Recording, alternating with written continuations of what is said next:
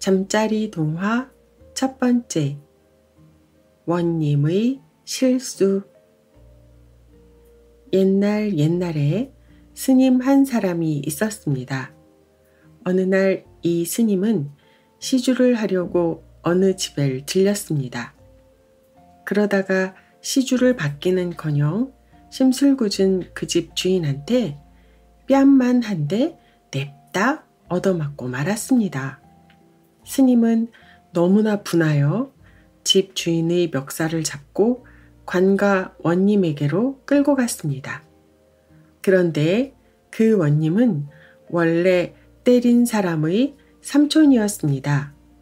원님은 두 사람을 번갈아 보면서 뚱뚱한 몸을 버티고 앉아 한참 뜸을 들이다가 그래, 이 사람이 너를 때렸단 말이지? 하고 시큰둥하게 물었습니다. 스님은 그때까지도 분이 풀리지 않은 듯이 예, 저놈이 그랬습니다요. 하고 대답했습니다. 그러자 원님은 그렇다면 때린 사람이 나쁘니 네가 때린 벌금으로 이 스님에게 한 푼만 주거라. 이 말을 들은 스님은 눈이 동그래지며 뭐라고요? 원님, 한 푼이라니 일전을 말하시는 겁니까? 하고 너무 싼 벌금에 혹시 잘못 들은 게 아닌가 하고 물었습니다. 그러고는 가만히 생각하다가 너무나 어처구니가 없어서 뺨 맞은 대가가 일전뿐이라니 그게 말이나 됩니까? 하고 큰 소리로 말했습니다. 그 참 이상한 스님 다 있군. 아니, 내 말이 잘 안 들린단 말이냐? 한 번 말하면 알아들어야지. 원님은 이렇게 말하며 재미있다는 듯 제 조카에게 눈을 찡긋해 보였습니다. 그러자 때린 사람도 눈을 찡긋하며 원님을 보고 웃어 주었습니다. 바로 그때 스님의 손이 번개처럼 올라가더니 원님의 뺨에서 불꽃이 튀겼습니다. 스님에게 몹시 얻어맞은 원님은 화가 머리끝까지 솟아올라 이놈, 이게 무슨 짓이냐? 하고는 물고 있던 담뱃대를 탕탕 두드렸습니다. 그러자 스님은 조금도 겁내는 기색이 없이 태연하게 벌금이 너무도 싸기 때문에 저도 한번 때려보고 싶어서요. 소승이 원님을 때린 벌금으로 이분에게서 받은 그 일전 한 푼을 그대로 드리겠사오니 그걸 받으십시오. 그럼 소승은 이만 물러갑니다.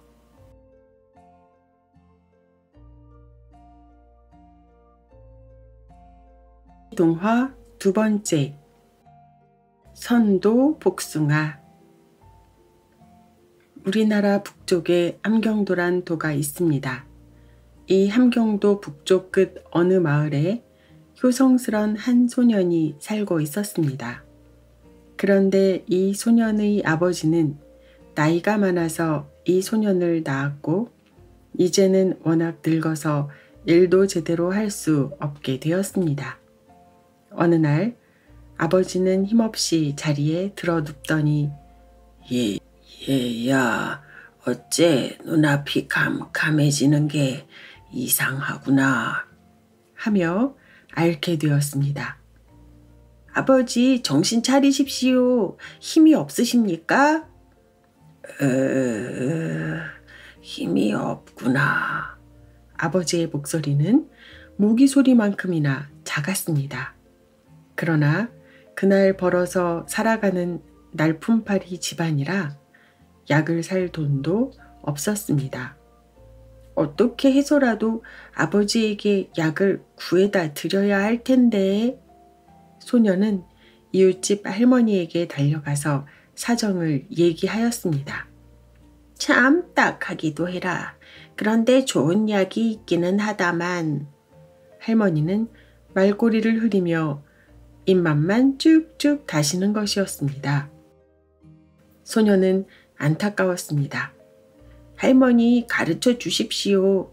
아버지가 돌아가실지도 모릅니다. 그래, 가르쳐 주마. 하늘나라에는 선녀들이 살고 있는데 이 선녀들이 가지고 있는 선도 복숭아가 아주 좋은 약이란다. 이 복숭아만 먹으면 어떠한 병도 다 낫지.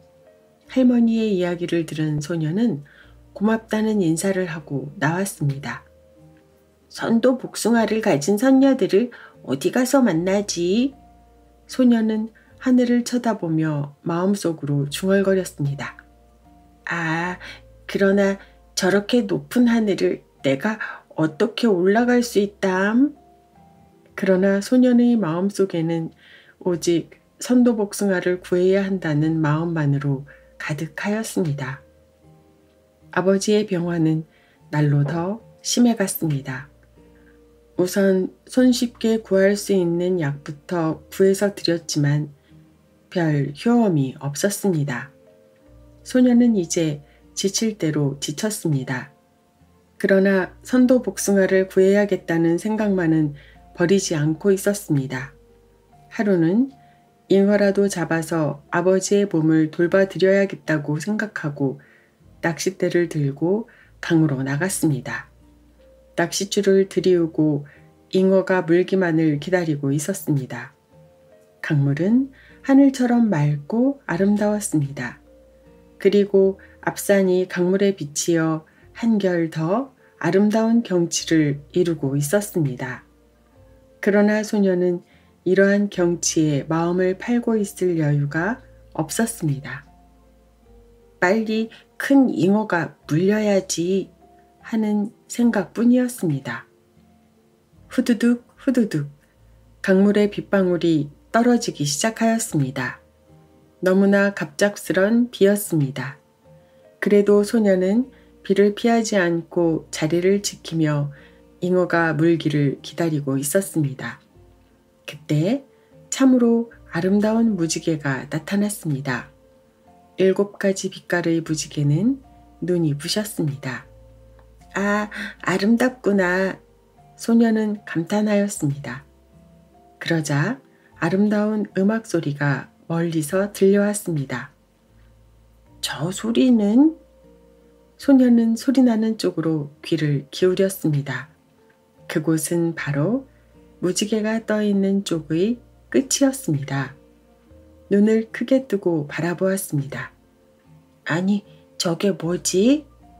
가물가물한 곳에서 일렁거리며 내려오고 있는 것이 보였습니다.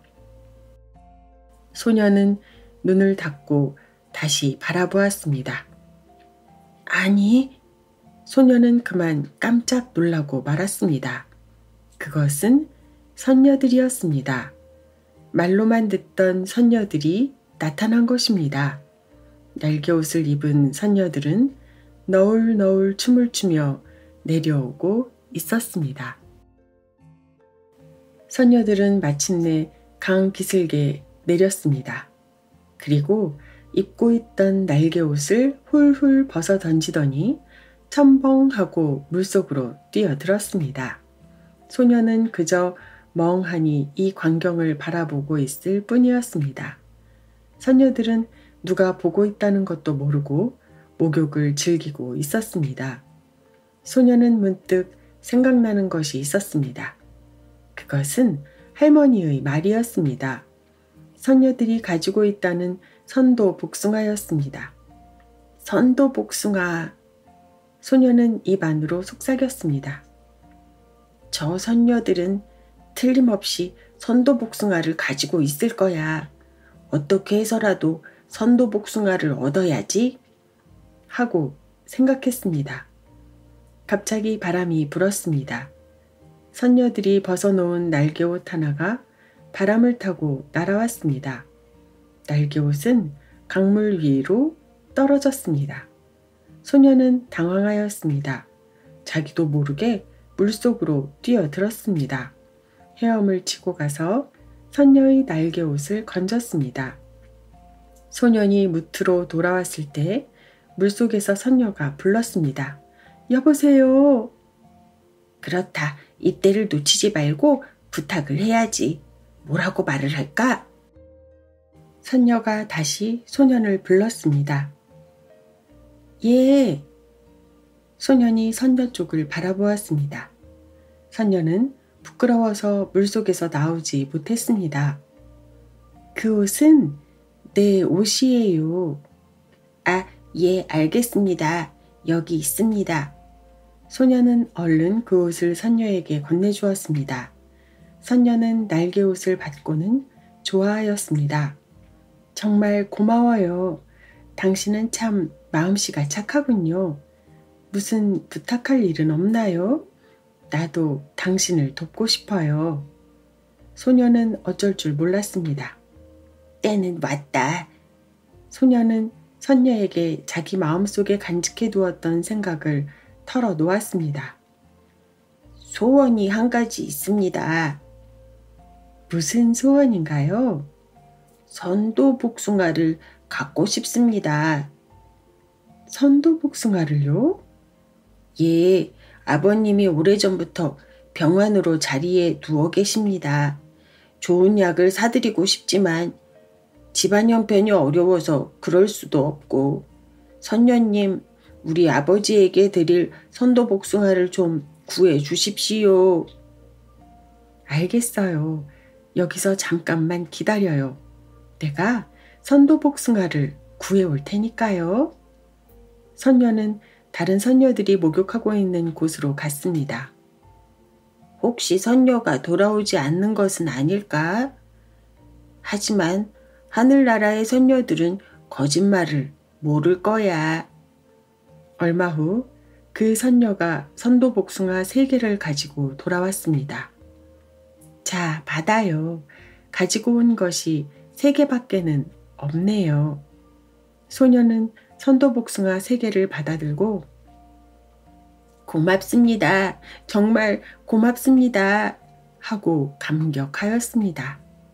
그럼 안녕히. 선녀는 인사를 하고는 다른 선녀들이 있는 곳으로 갔습니다. 잠시 후 선녀들은 다시 날개옷을 입고 무지개를 타고는 하늘나라로 올라가 버렸습니다. 아까 선도복숭아 3개를 준 선녀는 언제까지나 손을 흔들었습니다. 소녀는 넋을 잃고 선녀들이 사라진 하늘을 바라보고 있었습니다. 정신을 차리고 낚싯대를 보자 찌가 흔들리고 있었습니다. 소녀는 힘껏 끌어당겼습니다. 큰 잉어 한 마리가 낚였습니다. 야! 소녀는 입이 크게 벌어졌습니다. 오늘은 참 좋은 날이라고 생각하였습니다. 선도복숭아에다가 큰 잉어도 한 마리 잡았기 때문입니다. 집으로 돌아온 소녀는 아버지 곁에 가서 선녀에게서 얻은 선도복숭아를 드렸습니다. 아버지 잡수세요. 웬 복숭아냐? 아버지가 물었습니다. 천천히 얘기하겠습니다. 먼저 이 선도복숭아부터 잡수십시오. 아버지는 선도복숭아 하나를 먹었습니다. 아버지의 얼굴이 붉어졌습니다. 말소리도 훨씬 힘이 있어 보였습니다. 그리고 자리에서 일어나 앉기도 하였습니다. 아버지, 힘이 나십니까? 그거 참 신통하구나. 선도복숭아를 먹었더니 한결 힘이 난다. 소녀는 선도복숭아를 얻게 된 얘기를 차근차근히 들려주었습니다. 아버지, 한 개 더 잡수십시오. 그래, 그럼 한 개 더 먹어볼까? 아버지는 선도복숭아 1개를 더 먹었습니다. 아버지는 이제 보통 사람과 똑같이 활동할 수 있게 되었습니다. 정말 좋은 과일이로구나. 아버지, 또 1개 잡수십시오. 소년이 나머지 1개의 선도복숭아를 드렸습니다. 아니다, 이것은 네가 먹어라. 아버지는 사양하였습니다. 너도 이 애비를 간호하느라고 몸이 쇠약해졌을 테니 먹도록 해라. 소녀는 아버지의 말에 따라 선도복숭아 한 개를 먹었습니다. 소년도 몸이 튼튼해졌습니다. 그리고 소년은 잡아온 잉어를 푹 고아서 아버지와 나누어 먹었습니다. 이제 아버지도 옛날처럼 다시 일을 할 수 있게 되었습니다. 선도복숭아 씨를 뜰에 심었더니 선도복숭아 나무가 나왔습니다. 이때부터 이 마을 사람들은 소년의 집에서 나누어 주는 선도복숭아를 먹고 모두 건강하게 일하며 살았답니다.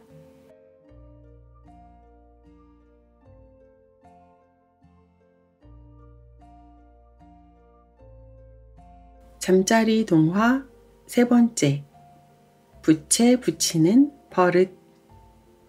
어느 마을에 건방지기 짝이 없는 원님 한 사람이 있었습니다.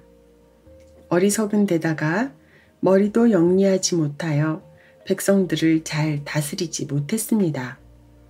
그래서 고을 사람들은 이 원님을 미워했습니다. 그런데 이 원님은 머리 뒤통수에다가 부채질하는 고약한 버릇이 있었습니다. 그래서 마을 사람들은 심심하면 부채질하는 원님을 흉내내면서 웃음거리로 삼았습니다. 그러던 어느 날 장난 좋아하는 아전 한 사람이 친구들에게 내기를 걸었습니다. 내가 만일 사또가 머리 뒤에다 붙여대는 부채를 턱 아래에서 흔들게 한다면? 뭐? 자네가? 그래, 턱 아래에서 부채질을 하게 한다면 자네들은 나에게 뭘 주겠나? 치, 사또 앞에서 쩔쩔매는 친구가.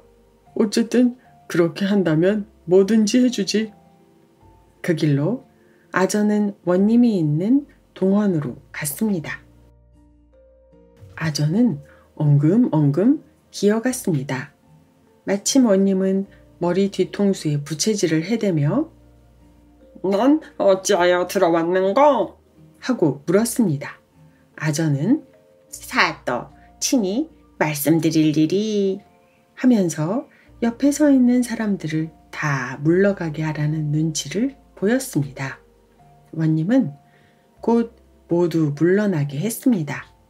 사또, 지금 헌옷에 찢어진 갓을 쓰고 고을을 돌아다니며 구걸을 하는 사람이 있는데 예사로운 거지가 아닌 것 같습니다요. 예사가 아닌 거지? 예, 암행어사인 것 같습니다. 뭐, 암행어사? 원님은 얼굴이 금방 파랗게 질렸습니다. 부채를 몇 번 폈다 접었다 하더니 턱 밑에서 부채를 흔들어대며 그래, 틀림없이 암행어사일 거야. 그런데 너는 어찌하여 이제 와서 얘기를 하느냐? 당장 그쪽으로 가서 그 사람의 모습을 잘 알아가지고 오너라. 예, 그렇게 하겠습니다. 원님은 연신 이마를 타고 내리는 땀을 부채로 턱 밑에서 붙이고 있었습니다. 동헌을 나온 아전은 문 밖에서 이 모양을 보고 있던 친구에게 어떠냐 내 솜씨가? 하고 물었습니다. 정말 놀랐다. 그래, 어떻게 했기에 사또가 저렇게 턱 밑에다가 부채질을 했냐? 그럼 약속한 대로 오늘은 맛있는 음식을 한턱 내겠지? 내고 말고. 친구들은 다시 약속을 다짐했습니다. 아전은 다시 동헌으로 들어갔습니다. 그때까지 턱 밑에다가 부채질을 하고 있던 원님이 벌떡 일어나더니 그래, 무슨 소문을 들었는고? 예, 아까 그 거지는 큰 길을 따라 내려갔다고 하는데 아무리 수소문해봐도 어디로 갔는지 알 수가 없었습니다. 그러자 원님은 얼굴이 금방 밝아졌습니다. 내가 잘못한 일이 아무것도 없는데 무엇하러 어사가 감히 이 고을에 나타나겠느냐? 원님은 이렇게 큰 소리를 치더니 곧 부채를 높이 쳐들고는 먼저처럼 뒤통수에 대고 할랑할랑 부채질을 하는 것이었습니다. 이 원님의 부채 붙이는 버릇은 겁이 나야 고쳐지는 것 같습니다.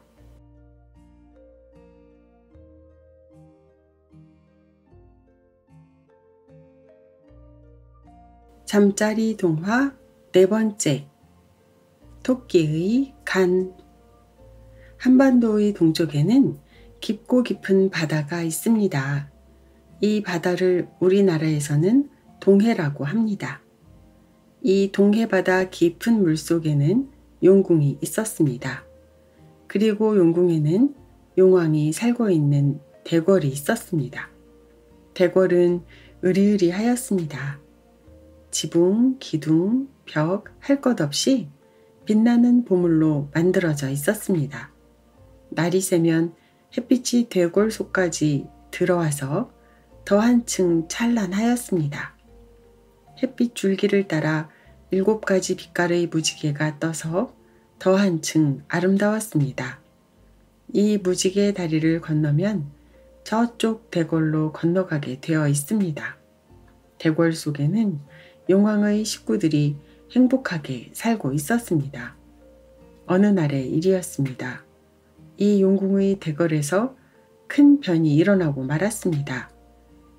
용왕님의 딸인 공주가 이름 모를 병에 시름시름 앓기 시작한 것입니다. 여봐라, 이 나라의 용한 의원들은 모두 모이라고 하여라. 용왕은 대신들에게 명령을 내렸습니다.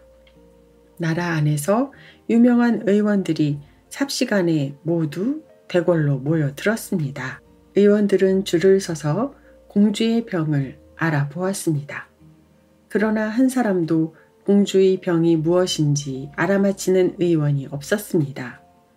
이렇게 되자 지금까지 행복했던 용궁의 대궐은 빛을 잃고 말았습니다. 이제는 웃음소리도 사라지고 말았습니다. 아, 이 일을 어찌하면 좋단 말인고. 용왕은 자나깨나 공주를 걱정하였습니다. 용왕의 마음은 말할 수 없이 아팠습니다. 여러 가지 약을 구하여 공주에게 먹이기도 하였습니다. 그래도 병은 조금도 낫지 않았습니다. 오히려 공주의 병은 점점 더 심해져 갔습니다. 용왕은 더 참을 수가 없었습니다. 그래서 용궁의 대신들을 불러 모았습니다.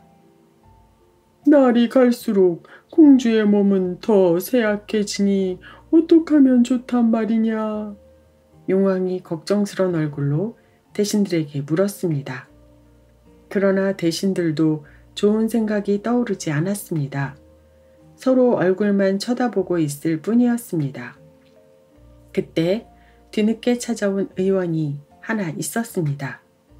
곧 공주의 병을 알아보았습니다. 공주의 병은 마음에서 우러나온 병입니다. 그래서 이 병에는 토끼의 간이 제일입니다. 뭐 토끼의 간? 용왕의 귀가 번쩍하였습니다. 그렇습니다. 토끼를 산채로 잡아다가 그 토끼의 간을 아침 저녁으로 잡수시기만 하면 나을 수가 있을 것입니다. 의원 고맙소. 공주만 다시 살아난다면 내 그대에게 후한 상을 내리리다. 용왕은 곧 대신들과 의논하기 시작하였습니다. 그래, 그 토끼의 간을 빨리 좀 구해 오시오. 그러나 대신들 중에는 토끼를 아는 사람이 아무도 없었습니다. 토끼는 원래 육지에 있는 짐승으로서 바다에는 없었기 때문입니다. 바닷속 용궁의 대신들이 토끼를 알 리가 없겠지요. 이때 거북 대신이 목을 길게 뽑고 말하는 것이었습니다. 제가 그 토끼를 한번 본 적이 있습니다. 용왕은 크게 기뻐하며 그래, 그대가 토끼를 안다고? 하고 물었습니다. 그렇습니다. 제가 지난해에 육지에 다녀왔는데 그때 토끼를 보았습니다. 그래, 토끼란 짐승이 어떻게 생겼느냐? 토끼는 두 귀가 쫑긋하고 털은 솜털처럼 새하얗고 발이 4개 달린 짐승입니다. 크기는 얼마만한고? 토끼는 보통 저보다는 조금 더 큽니다. 그렇다면 됐다. 거북 대신이 그 토끼를 잡아오시오. 예, 제가 꼭 그 토끼란 놈을 잡아오겠습니다. 그러나 용왕의 얼굴이 갑자기 어두워졌습니다. 그런데 육지에 살고 있는 짐승을 어떻게 바다로 데리고 올 수 있겠소? 그러나 거북은 아무렇지도 않다는 듯이 대답하였습니다. 걱정하실 것 없습니다. 저는 아시다시피 바다에 살고 있지만 육지에도 잘 올라갈 수 있습니다. 제가 토끼를 꼬여서 꼭 데리고 오겠습니다. 고맙소. 한데 그 토끼의 간은 어디에 있는지 알고 있소? 알고 있습니다. 바닷속의 물고기와 마찬가지로 토끼의 간도 토끼의 몸속에 간직되어 있을 것입니다. 그럼 빨리 가서 그 토끼란 짐승을 데리고 오도록 하시오. 거북은 마침내 육지로 떠나게 되었습니다. 거북이 용궁을 떠나는 날 용왕을 비롯한 여러 대신들이 멀리까지 전송해 주었습니다. 거북이는 짧은 다리를 부지런히 움직이며 헤엄쳐 갔습니다. 거북이가 육지까지 가는 데는 며칠이 걸렸습니다. 그곳은 바닷가의 한 섬이었습니다. 거북은 이 섬의 바위 위로 기어 올라갔습니다. 이 바위는 제법 높은 곳에 있어 바닷가의 형편을 잘 살펴볼 수가 있었습니다. 바닷가에는 출렁이는 파도가 모래사장을 핥고 있었습니다. 그 모래사장 위쪽으로 수풀이 우거져 있었습니다. 거북은 이 섬의 숲속으로 기어 들어갔습니다. 서늘한 바람이 불어왔습니다. 어디로 가면 토끼를 만날 수 있을까? 거북은 목을 길게 뽑아서 주위를 두리번거려 보았습니다. 마침내 거북은 토끼 한 마리를 만났습니다. 거북이가 땀을 뻘뻘 흘리며 다가갔습니다. 토끼가 이상하다는 듯이 물었습니다. 거북님, 이렇게 더운 날씨에 산에는 뭐 타러 오셨나요? 나 말인가요? 나는 당신을 좀 만나러 왔어요. 거북이는 겨우 한시름 놓고 대답하였습니다. 그러자 토끼도 거북 앞에 앉아 말 상대를 해주었습니다. 나를 만나러 왔다고요? 참 재미있군요. 그럼 어디 얘기나 나눠봅시다. 이번에 제가 사는 용궁에서는 잔치가 벌어진답니다. 임금님의 생일잔치지요. 잔치란 말에 토끼의 귀가 쫑긋해졌습니다. 이번에 용왕님께서 육지의 짐승들 중에 제일 깨끗한 짐승 한 분을 모시고 오라는 분부가 있었습니다. 깨끗하기로 말하면 제가 제일이죠. 보다시피 저는 이렇게 희고 깨끗하잖아요. 토끼는 뽐내면서 자랑하였습니다. 그래서 내가 당신을 모시고 갈까 합니다. 같이 가시지 않겠습니까? 당장에 가보고 싶지만 토끼는 힘없이 주저앉아 버렸습니다. 일이 뜻대로 되는 것 같아서 마음속으로 좋아하던 거북이도 실망하였습니다. 토끼님, 왜 그러시죠? 어머니가 못 가게 하실지도 몰라요. 아이고, 토끼님은 별 걱정을 다 하시는군요. 그건 승낙만 맡으면 될 일이 아닙니까요? 우리 어머니의 승낙을 맡아주시겠어요? 맡아드리고 말고요. 거북은 토끼를 따라 토끼 어머니를 만나러 갔습니다.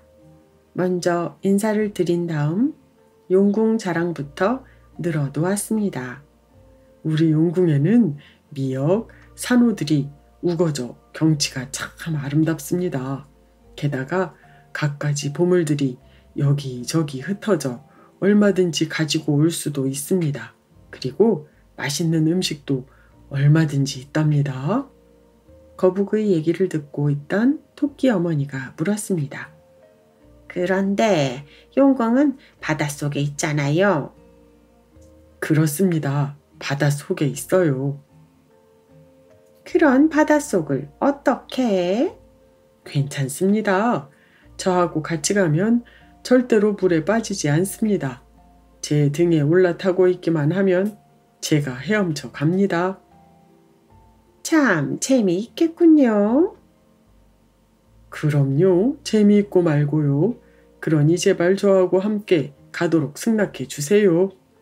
생각해 보고요. 아이고, 생각해 보다니요. 생각할 것 없습니다. 내일부터 잔치가 벌어지는데 때 맞추어 가려면 지금쯤 떠나야 합니다. 그때 옆자리에서 얘기를 듣고 있던 토끼가 토끼 어머니에게 졸랐습니다. 어머니 갔다 올게요. 네? 그럼 언제 오려고? 잔치만 끝나면 곧 오겠어요. 될 수 있는 대로 빨리 돌아와야 한다. 예, 알겠어요. 그럼 승낙하시는 거죠? 그래, 다녀오너라. 거북도 이 소리를 듣고 기뻐하며 자, 그럼 어서 떠나도록 합시다. 하고 앞장을 섰습니다. 토끼는 어머니와 작별 인사를 나누고 바닷가 모래사장으로 나왔습니다. 자, 어서 올라타십시오. 거북이 엎드렸습니다. 정말 괜찮을까요? 괜찮습니다. 제가 왜 거짓말을 하겠습니까? 거북이 어떻게나 친절한지 토끼는 조금도 의심하지 않고 거북의 등 위로 올라앉았습니다. 됐나요? 예, 됐습니다. 그럼 토끼님 떠나겠습니다. 예, 좋아요. 거북이는 바다 위로 헤엄쳐서 갔습니다. 바닷바람이 시원하게 불어왔습니다. 거북의 등 위에 올라탄 토끼는 기분이 참 좋았습니다. 이제 거북과 토끼는 바다 한가운데까지 오게 되었습니다. 거북은 여간 기분이 좋지 않았습니다. 자기의 꾀에 속아 넘어간 토끼가 어리석게 보였습니다. 참, 당신이 가엾군요. 거북이 중얼거리듯이 말하였습니다. 아니 거북님, 방금 뭐라고 말씀하셨지요? 당신이 가엾다고 했습니다. 내가 가엾다고요? 그렇습니다. 당신은 이제 곧 어떻게 된다는 거지요? 이제 곧 당신은 영영 토끼는 눈을 말똥거리며 생각에 잠겼습니다. 불길한 생각이 들었습니다. 죽게 된다는 말인가요? 토끼가 걱정스럽게 물었습니다. 말하자면 그렇게 됩니다.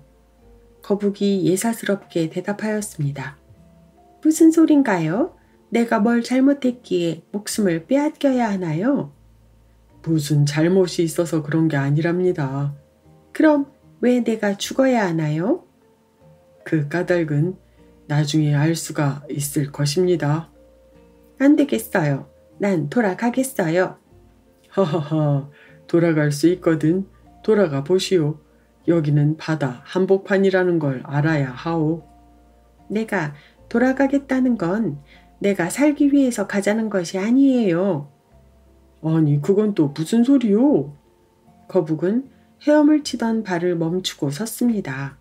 그리고 토끼의 대답을 기다렸습니다. 내가 무엇 때문에 죽어야 하는지 그 까닭만 알면 저는 깨끗이 죽어줄 수가 있어요. 좋습니다. 그럼 사실대로 당신에게 털어놓지요. 거북은 사실대로 공주의 병에 필요한 토끼의 간 때문이라고 하였습니다. 토끼는 갑자기 하얀 털보다 더 하얀 얼굴로 변하고 말았습니다. 그러나 토끼는 금방 태연해졌습니다. 어떡하죠? 어떡하다뇨? 큰일 났어요. 큰일이라니 뭐가 큰일입니까? 내 칸을 가지고 오지 않았어요. 당신 칸을 안 가지고 왔다니요? 예, 내 칸은 언제나 깨끗하게 해두기 위해서 물에 씻어 바위 위에 말려둔답니다.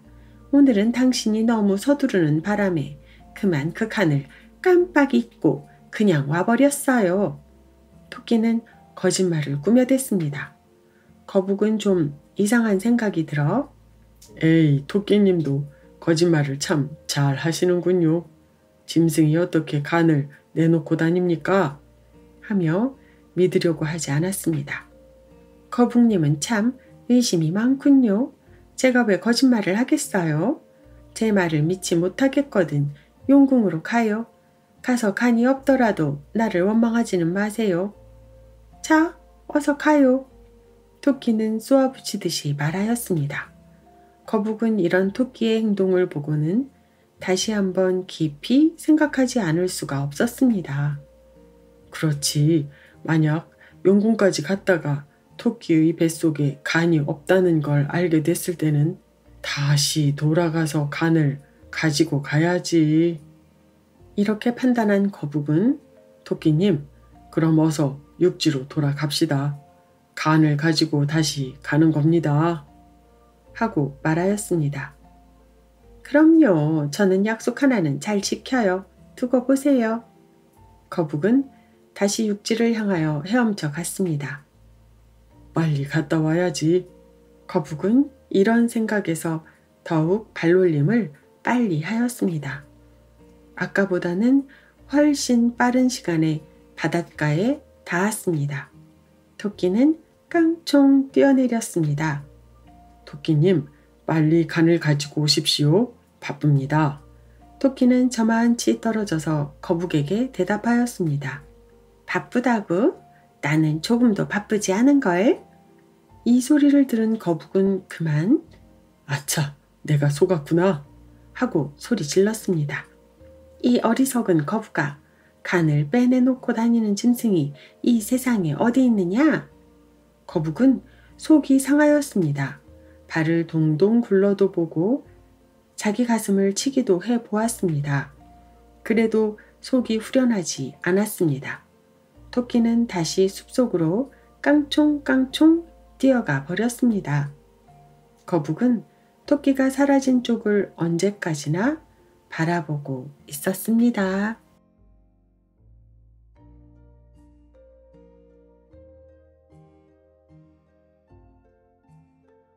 잠자리 동화 5번째 엉터리 의원의 행세. 옛날 어느 곳에 엉터리 의원 한 사람이 살고 있었습니다. 의원이란 요즘 같으면 의사입니다. 그런데 이 엉터리 의원은 의술은 배우지도 않고 스스로 의원 행세를 하고 있었습니다. 어느 해 영의정이 큰 병에 걸려 자리에 눕게 되었습니다. 영의정이란 아주 높은 벼슬자리였으므로 온 나라의 유명한 의원을 모조리 불러들였습니다. 그러나 영의정의 병세는 좀처럼 나아지지가 않았습니다. 이리하여 영의정의 아들과 집안 식구들은 용한 의원 찾기에 발벗고 나섰습니다. 이 소문은 온 나라에 퍼졌습니다. 그래서 엉터리 의원에게도 마침 이 소식이 전해졌습니다. 그렇지. 엉터리 의원은 무릎을 탁 치며 빙그레 웃었습니다. 그 길로 엉터리 의원은 영의정 집에서 일하는 하인들의 내력을 모조리 조사해가지고 돌아왔습니다. 그리고 밥술이나 먹고 사는 이웃집에 가서 나들이 옷과 갓을 빌려가지고 영의정 집을 찾았습니다. 이렇게 차려입고 보니 제법 그럴싸한 의원으로 보였습니다. 엉터리 의원은 대문 앞에서 배를 쑥 내밀고 이리 오너라 하고 점잖게 불렀습니다. 이 소리를 들은 하인 하나가 쪼르륵 나오더니 네 신지야? 하고 묻는 것이었습니다. 그러나 엉터리 의원은 자기 이름은 대지 않고 대뜸 묻는다는 소리가 이 녀석아, 내 이름은 무엇인고? 하는 것이었습니다. 하인은 잠시 어리둥절한 눈으로 엉터리 의원을 쳐다보았습니다.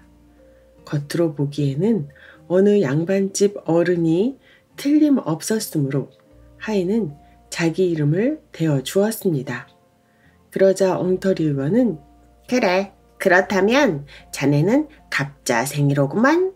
하고 혼자서 중얼거리듯이 말하였습니다. 하인은 깜짝 놀랐습니다. 이름만 듣고도 자기의 나이를 알아맞히는 데는 입이 딱 벌어지고 말았습니다. 그런데 손님께서는 뇌시온데 제 나이까지 다 알아맞히시는지요? 책을 많이 읽으면 다 알 수 있느니라. 그런데 내가 이 집 앞을 지나다 보니까 큰 수심이 잠겨 있는 것 같아서 잠시 걸음을 멈추었느니라. 이 말을 들은 하인은 다시 한번 놀라며 네, 그렇습니다. 주인 대감께서 지금 몹시 편찮으십니다. 그럴 테지. 옛부터 물과 불은 서로 어울리지 못한다고 하였느니라. 무슨 말씀인지는 잘 모르겠사오나 어르신께서는 의원이 아니신지요? 자네도 제법 사람을 알아보는 눈은 가지고 있구먼. 잠깐만 기다려 주십시오. 안에 들어가서 말씀을 드려 다시 모시러 오겠습니다. 하인은 급히 마당을 거쳐 영의정의 아들이 있는 방으로 갔습니다. 아들은 지푸라기라도 붙잡고 싶은 마음이었던지라 하인의 말을 듣고는 귀가 번쩍하였습니다. 내가 만나보겠다. 아들은 신발을 신는 둥 마는 둥 하고는 대문 쪽으로 뛰어나갔습니다. 손님, 어려우시겠지만 의술이 뛰어나시거든 아무쪼록 제 아버님의 병환을 보살펴 주십시오. 하고 간청하였습니다. 의술이라야 보잘것없는 것이지만 좀 보기나 합시다. 이리해서 엉터리 의원은 영의정 아들의 안내를 받아 영의정의 맥을 짚어보게 되었습니다. 한참 맥을 짚고 있던 엉터리 의원이 뭐 대단한 병은 아니군요. 한 일에만 내가 정성을 들이면 거뜬해지겠군요. 한데 이 병실에 다른 사람은 얼씬도 못하게 해야 하오. 예, 잘 알겠습니다. 제발 아버님 병환만 낫게 해주신다면 무슨 일이든지 다 하겠습니다. 그날부터 이 엉터리 의원은 상다리가 휘어지도록 차린 갖가지 음식을 먹으며 따끈따끈한 온돌방에서 편히 지내게 되었습니다.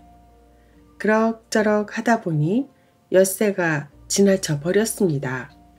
이 엉터리 의원은 무슨 수를 써서라도 약 처방문을 써야 할 판이었으나 좀처럼 생각이 나지 않았습니다. 만약 뾰족한 수가 나오지 않으면 달아날 수밖에 없다고 생각했습니다. 하지만 1회째 되는 날이었습니다. 어떻게 달아날까 하고 이궁리 저궁리 하고 있는데 밥상이 들어왔습니다. 밥상은 여전히 상다리가 휘어지도록 갖가지 음식이 가득 올려져 있었습니다. 그러나 엉터리 의원은 입맛이 나지 않았습니다. 밥을 먹다가 밥알이 떨어졌습니다. 의원은 얼른 이 밥알을 주워 손끝으로 만지작거리며 비비다가 밥알에 손때가 묻었습니다. 이렇게 되니 밥알이 마치 까만 환약처럼 보였습니다. 됐다. 엉터리 의원은 갑자기 좋은 생각이 머리를 스쳐갔습니다. 이것을 약이라고 속여 줄 수밖에 없다고 생각하였습니다. 그리고 이것은 밥알에 때만 조금 묻었을 뿐이니까 먹어도 죽지는 않을 것이며 해롭다고 해도 큰 피해는 없을 것이라는 생각이 들었습니다.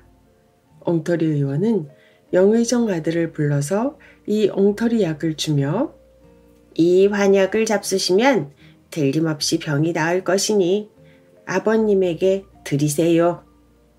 아이고, 고맙습니다.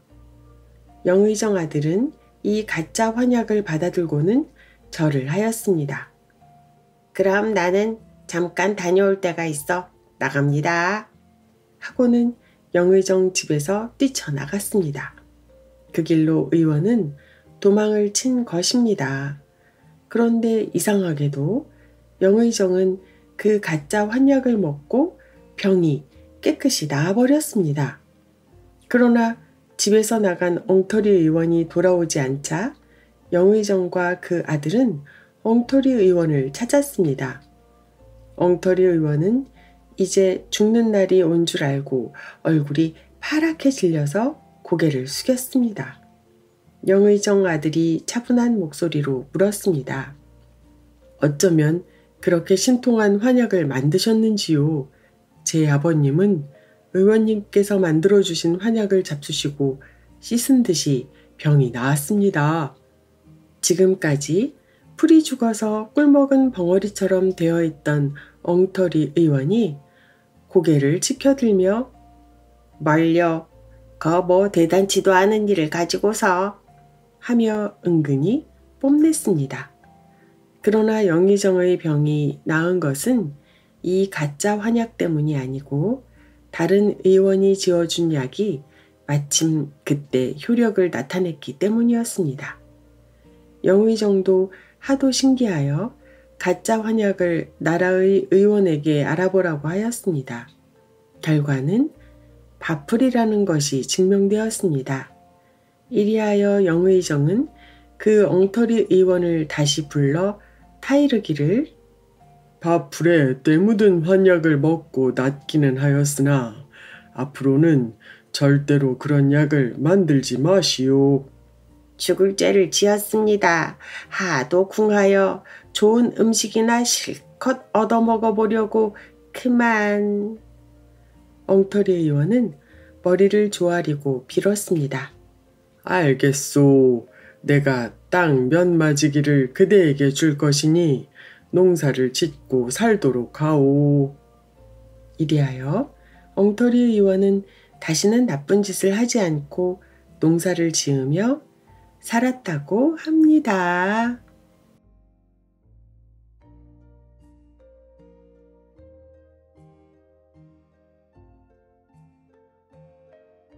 잠자리 동화 6번째.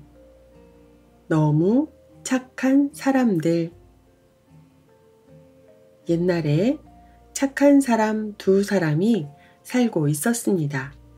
한 사람은 별명이 곰서방이었고 다른 한 사람은 별명이 대서방이었습니다. 2사람은 저마다 다른 마을에서 살고 있었습니다. 어느 날 장터에서 이 2사람이 만났습니다. 곰서방은 벼이삭을 가지고 가서 솜을 사려고 하였고 대서방은 솜을 가지고 벼이삭을 사려고 하였습니다. 대서방이라고 했지요? 곰서방이 웃으면서 물었습니다. 그렇습니다. 왜 대서방이 되었나요? 예, 내 성미가 대나무처럼 생겼다나요? 그래서 대서방이 되었지요.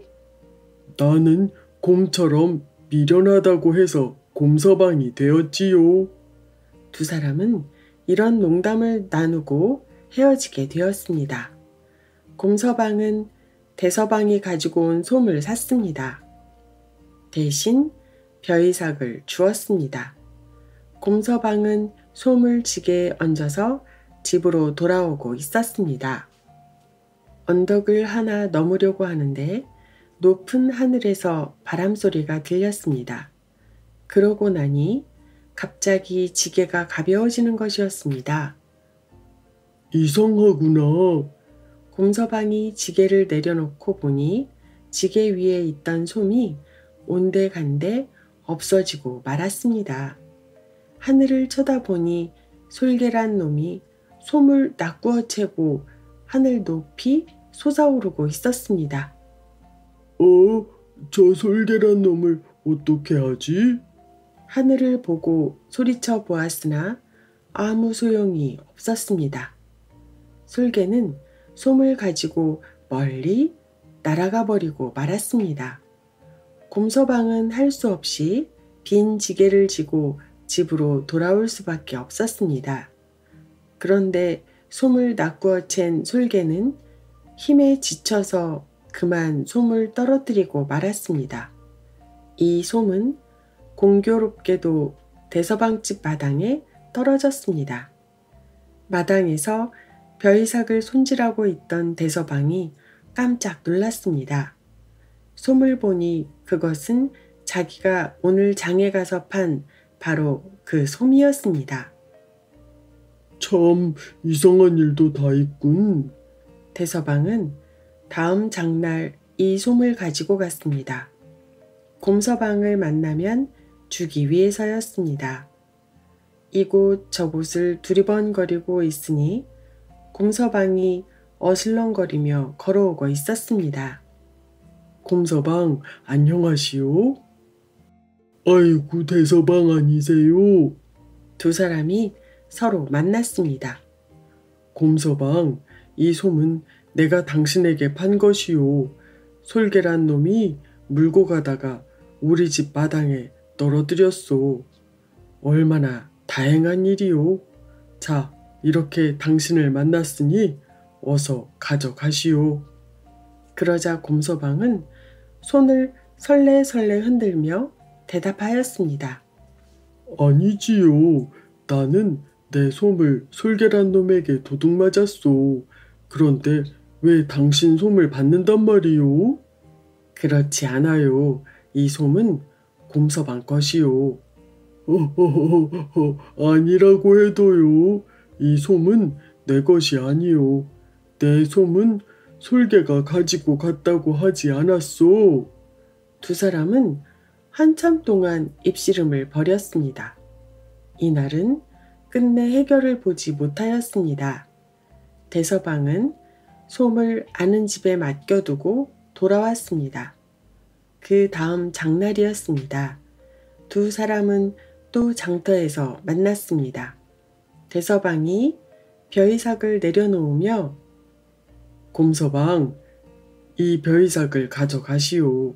내 솜이 나한테 돌아왔는데 어찌 당신 벼이삭을 차지할 수 있단 말이오.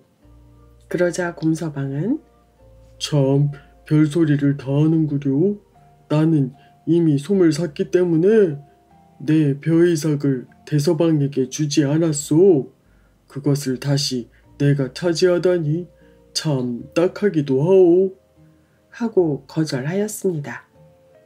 그럼 곰서방 여기 잠깐만 기다리시오. 대서방은 어디론가 갔다가 오는데 솜을 짊어지고 왔습니다.